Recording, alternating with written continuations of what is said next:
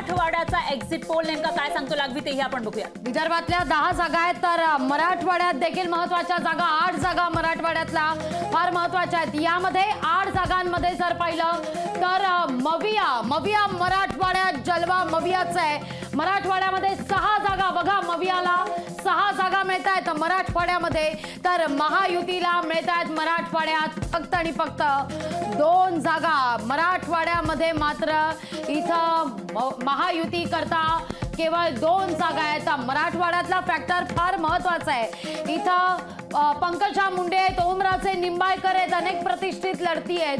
आता मराठवाड्यानंतर येऊया पश्चिम महाराष्ट्रात फरार, कारण पश्चिम महाराष्ट्रातल्या त्या 7 जागा म्हाड्या सकटच्या त्या 7 जागा फार महत्त्वाच्या आहेत, ज्याकडे सगळ्यांचंच लक्ष लागलेलं आहे।